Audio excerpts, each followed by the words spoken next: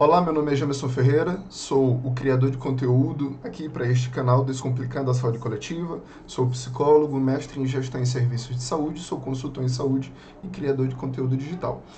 Hoje nós vamos falar deste tema, políticas públicas de saúde, desafios para a efetivação da qualidade. Seja muito bem-vindo ao nosso canal. Nós também estamos no Instagram na conta Jamerson_J no Instagram. Jamerson_J. Então, vamos avançar e aqui eu já vou trazer a minha câmera para que a gente possa se ver e conversar sobre o tema. A primeira coisa que eu vou pedir é o seguinte: seja muito bem-vindo, muito bem-vinda. Se você ainda não está inscrito aqui no canal, faça a sua inscrição neste momento. Clique aqui na parte de cima do canal em inscrever-se e depois ative as notificações. Passo 1. Passo 2. Clique aqui em curtir e compartilhe. Nessa mãozinha aqui, dê o seu joinha. E depois a gente faz os comentários, tá? Avalie, faça a sua sugestão, a sua crítica. É sempre muito bom ter a sua opinião. E aí a gente vai falar deste tema tanto na linguagem do acadêmico, quanto na linguagem do profissional e quanto na linguagem do gestor de saúde. Até porque estamos no dezembro, né? Ontem foi dia 1º de dezembro, Dia Mundial da Prevenção contra a AIDS. E aí a gente tem que entender o seguinte: essa é um dos temas de ação de equidade, só que não é o único. A gente precisa pensar nesta mistura de cores que pertence, que faz parte das campanhas coloridas e das ações coloridas do Ministério da Saúde, mas também lembrar que a equidade, ela abrange um conjunto de grupos muito variados. Então, é muito importante que a gente pense equidade não ligada somente a uma população, não ligada somente a um tema. Vamos ficar com essa dica na nossa cabeça para que a gente não pense que equidade somente é trabalhar um determinado público, porque aí a gente está reduzindo o conceito de equidade. Depois, a partir dessa chamada, é muito importante que a gente trabalhe a equidade a partir de um ponto de vista bem ampliado. Esse material, inicialmente, ele foi feito para esse evento aqui, da Universidade Federal do Maranhão, que eu participei, podendo apresentar esse tema, a convite da Coordenação de Saúde Coletiva. E aí, por que não trazer aqui para o canal fazendo pequenas adaptações? A primeira coisa: políticas públicas, desafios e equidade. Só que dentro das políticas públicas existem a parte de elaboração, o momento de execução e gestão. E cada um desses momentos possuem desafios. Então é muito importante que a gente trabalhe de um ponto de vista que permita a gente compreender e fazer maiores reflexões. Então, sobre a ideia de políticas públicas, Andrea Schneider Nunes, no ano de 2020, faz a seguinte descrição. E quem é a Andrea Schneider Nunes? É uma professora de direito, né? Que ela analisa o direito, a política pública ligada ao fazer das leis. E aí ela traz essa definição maravilhosa, que é o seguinte: que as políticas públicas são ações governamentais, são ações estatais. E quando a gente fala ação governamentais ou ações do Estado, a gente está falando tanto do cenário federal, quanto do cenário municipal, quanto do cenário estadual. Cada um com as suas definições e responsabilidades. Então, a primeira coisa: quem elabora as leis parte de um processo de definição de prioridades. Segundo, parte-se também de recorte da existência de um orçamento para que aquelas ações tenham sustentabilidade. E terceiro, os meios com os quais aquilo que está sendo proposto nas políticas públicas vão ser transformados em realidade. Então, a transformação da realidade, ou seja, a efetivação da realidade, ela se dá mediante esses arranjos de serviços que vão ser executados pelos municípios. Essa é a ideia diante do direito. Schneider ainda coloca o seguinte: que as políticas públicas, elas são caracterizadas como um encontro entre a política pública e o direito. Ou seja, a política pública, ela tem a missão de articular medidas, ou seja, articular serviços da máquina pública, na qual ela é direcionada, ela possui o objetivo de tornar os nossos direitos realidade. Então, por exemplo, voltando o nosso diálogo para a nossa Constituição de 1988, na qual no seu artigo 196 afirma que é dever do Estado garantir o acesso à saúde e direito de qualquer pessoa no Brasil acessar os serviços. Como é que esse Estado vai efetivar esse acesso da população? Quem é que efetiva o acesso? São os municípios, através de serviços de atenção primária, de vigilância, da área de urgência e emergência, da área das especialidades, da área da dimensão hospitalar. Então, a forma de tornar esse serviço realidade é que a gente precisa refletir como isso acontece. Então, como eu estou aqui na frente dessa imagem, eu vou aqui descer, né, para que a gente possa refletir sobre esse primeiro ponto. As leis, elas são derivadas do poder legislativo, ou seja, na dimensão municipal, quem escreve as leis, ou seja, da onde vem a ideia do direito, são os vereadores. Depois, nos estados, os deputados estaduais. E em nível nacional, os deputados federais e os senadores. Então, esse conjunto de leis, esse arcabouço legal que monta aquilo que nos rege, né, aquilo que vai reger o funcionamento das instituições, aquilo que rege o comportamento também do próprio usuário, dos próprios gestores e profissionais de saúde, derivam dos nossos representantes que são eleitos. Mas estes representantes têm essa missão de pensar e elaborar leis. Diante disso, nós temos um primeiro cenário de intencionalidade política, o primeiro desafio. Aí cabe a pergunta: será que os nossos representantes eleitos, porque isso é responsabilidade nossa, estão elaborando leis que visam a equidade ou estão elaborando leis que poderão dar suporte a políticas públicas qualificadas?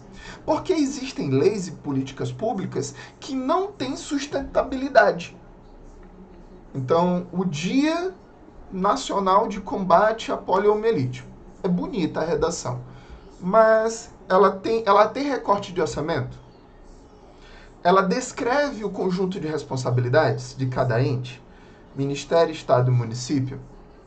Ela separa condições, insumos e recursos, ela determina como vai ser feita? Se nada disso é descrito, eu tenho uma lei vazia, existente e válida, mas sem ser operacionalizável. É importante que a gente pense nisso.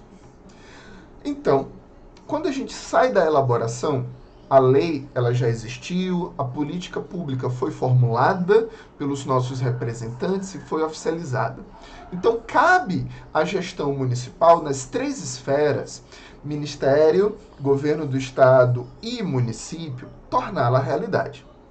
Quando a gente passa para isso, é atribuição dos secretários, coordenadores, prefeitos, secretários municipais, estaduais, equipe do ministério, pensar na como gerir as políticas. Por exemplo, a política da saúde do homem. Ela é linda. Pequena, mas é linda, mas só que ela não separa recursos. Já começa frágil. A política nacional à saúde da pessoa idosa. Ela é bonita, mas ela não é clara quanto às responsabilidades de cada ente. Como aplicar? Quanto mais robusta for a escrita da política pública de saúde, esses três entes, esses três níveis, esses três atores vão saber como se comportar. Ministério, governos estaduais e prefeituras. Quando eu tenho a clareza de comportamento desses três entes, eles não irão sobrepor as suas responsabilidades. Eles não irão brigar para ou concorrer quem vai fazer o quê. E a gente tem visto isso muito, principalmente nos últimos 2 anos, quanto às ações de enfrentamento à Covid. Por exemplo, quem tem que efetivar a saúde nos municípios, tornar a saúde realidade? Não é os próprios municípios?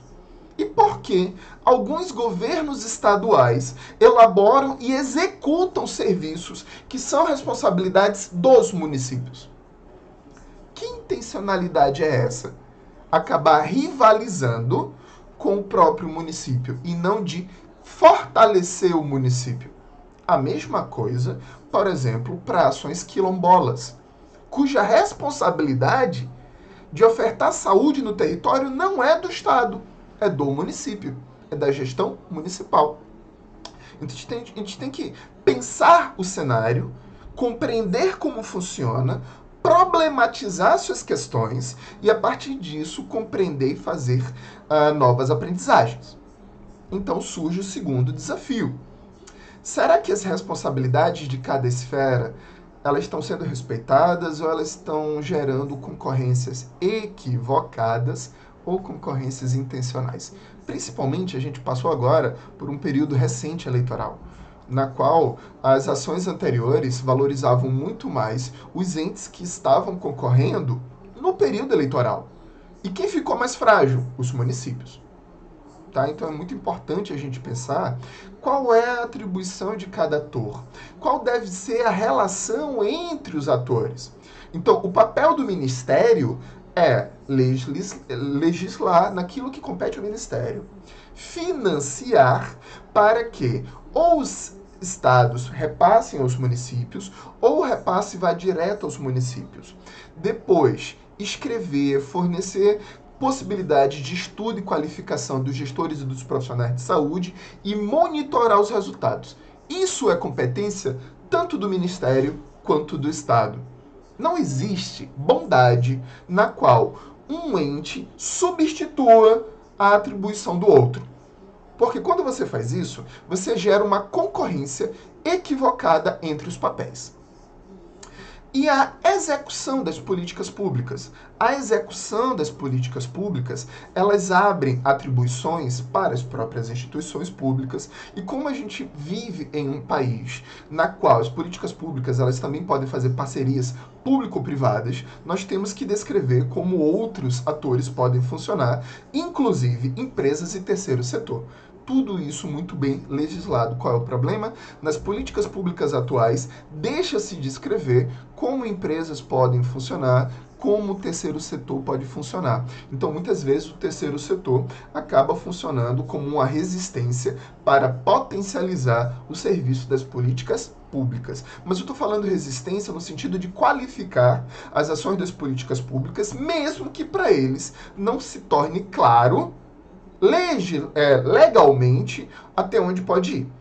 O terceiro setor ele existe e tem que ser muito valorizado porque a melhoria, o melhor funcionamento desse motor público, ele requer o olhar de outros atores que não somente dentro do funcionalismo público.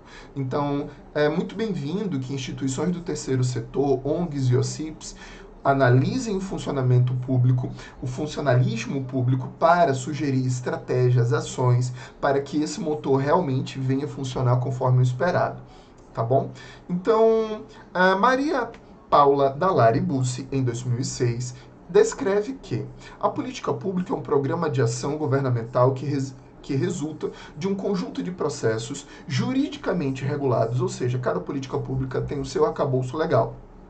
O processo eleitoral, obviamente, os nossos representantes que nós elegemos têm essa validade dos processos eleitorais e requer planejamento, processo de governo, processo orçamentário, processo legislativo, processo administrativo e processo judicial para coordenar tanto a disposição do Estado quanto as atividades privadas. Isso é que deveria acontecer, para que esse motor, esse funcional das políticas públicas possam funcionar tão bonitinho quanto esse motor aí, com vários pistões, todos eles muito bem lubrificados, para que esse motor funcione adequadamente. Então, encontramos o terceiro desafio das políticas públicas, que é o funcionamento da máquina pública entre o esperado e o possível. Aí a gente vai ressaltar o seguinte: muitas vezes o funcionalismo público ele não opera no sentido da sustentabilidade. Nós temos gestores e profissionais de saúde que, se a gente fosse avaliar os seus resultados, não estariam no cargo que estão hoje. Porque existem muitos fatores envolvidos, existem a dependência de ações e intencionalidades políticas, existe o relacionamento entre as esferas, existe o tempo do funcionalismo público, existe a qualidade dos serviços. Pergunte se no seu município, se na sua secretaria estadual, se você já teria demitido alguns dos seus funcionários se você pudesse, quando tivesse acesso ao resultado do que os seus funcionários entregam. Muitas vezes a lentidão ou a baixa qualidade de determinados setores e servidores públicos não deixam as políticas públicas melhorarem da qualidade esperada para a qualidade possível, tá bom? Se isso acontecesse em uma empresa, você já teria puxado a orelha de muita gente. E aí? Vamos falar de equidade, né? Todo esse trajeto foi sobre políticas públicas. Agora a gente vai falar de equidade. E equidade, dentro das políticas públicas, não é somente fornecer o acesso igualitário para pessoas diferentes, porque isso não funciona. Dar a mesma bicicleta para diferentes pessoas, com diferentes tamanhos, com diferentes necessidades e possibilidades funcionarem, não atende.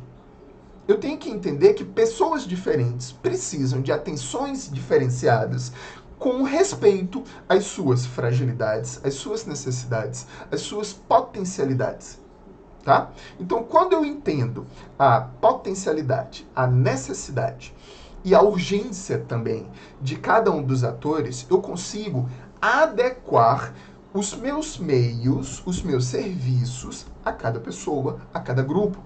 Então, quando eu encaixo os serviços como uma luva, eu consigo falar de equidade. Isso é fácil? Isso não é fácil. É necessário que os profissionais entendam como efetivar a ideia de serviços adequados para cada público. Por exemplo, será que o público adolescente, será que o público LGBTQIA+, será que o público da população de rua, né, que vive em situação de rua, consegue acessar adequadamente os serviços de saúde? Será que o público de uma comunidade quilombola tem acesso a serviços públicos regulares de qualidade? Será que os públicos que vivem em situação de uso e dependência de substâncias químicas, será que eles têm serviços adequados às suas necessidades? Se não tem, se os públicos diferentes não têm serviços adequados às suas necessidades, potencialidades, urgências e fragilidades, então eu não tenho equidade. Então percebam que cada público ele exige uma quantidade de adaptações para que isso realmente se torne viável. E aqui a gente vai trazer uma frase, uma definição de Vicente Junqueira Moragas, 2022, que a equidade significa dar às pessoas o que elas precisam para que todos tenham acesso às mesmas oportunidades. Não é só oportunidade, mas sim para que todos tenham acesso à integralidade dos serviços de saúde. E não só de serviços de saúde, mas sim dos serviços públicos, dos serviços que devem ser para todos. Então, no recorte da saúde, Gabriela Rocha informa, declara, escreve que reconhecer as necessidades dos grupos específicos e atuar para a redução do impacto das diferenças. As diferenças não podem ser ignoradas, as diferenças têm que ser valorizadas, mas a gente não pode criar guetos. A gente não pode seccionar ou isolar serviços na justificativa da equidade. Então surge um quarto desafio, que é a grande diversidade entre os desiguais. Então fica-se a pergunta no ar, né? Como começar? Por onde começar?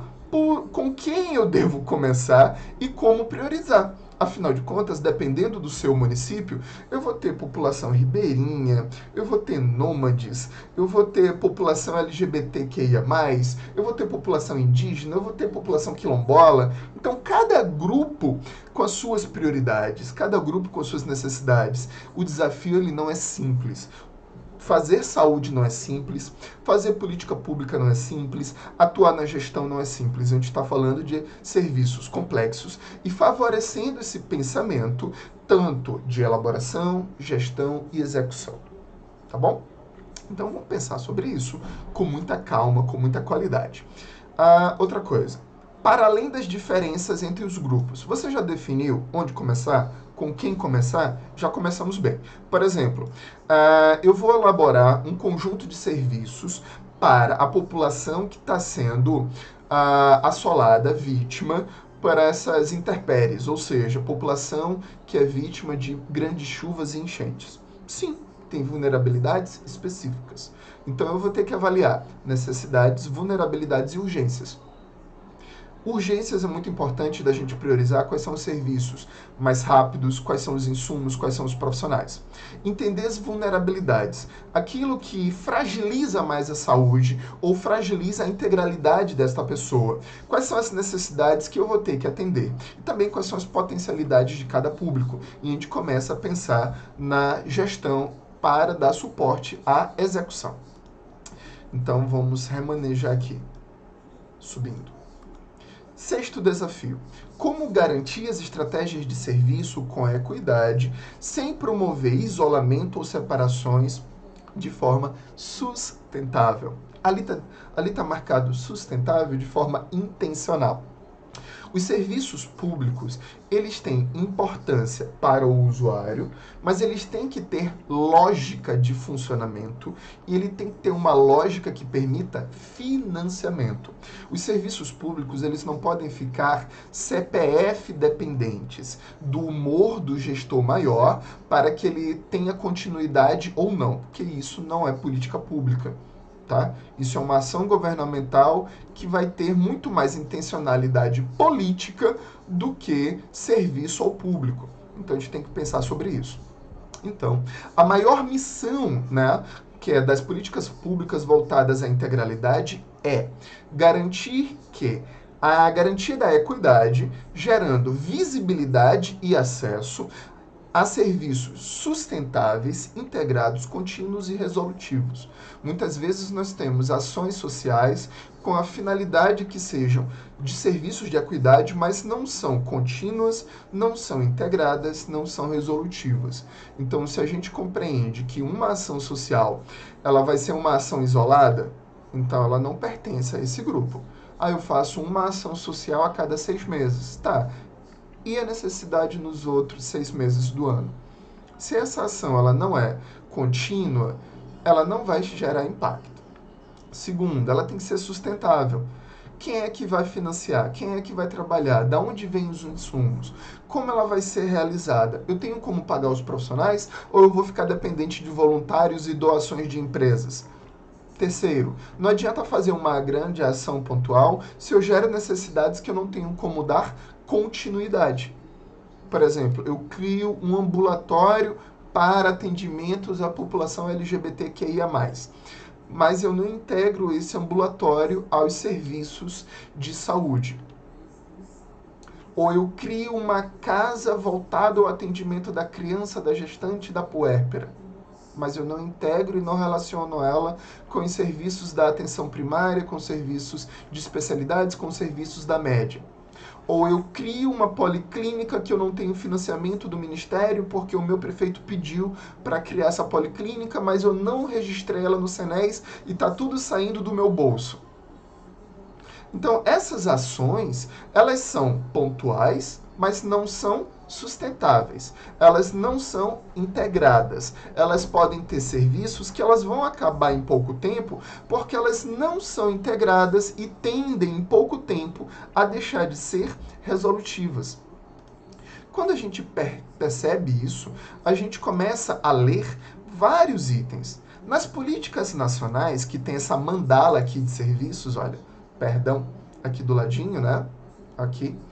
Nós temos ações a povos indígenas, população privada de liberdade, população imigrante, situação de rua, população negra, campo e floresta, LGBTQIA+, a população cigana, população com albinismo, ou seja, várias políticas públicas redigidas para que tenha suporte à execução ao cenário estadual e do cenário estadual suporte ao cenário municipal.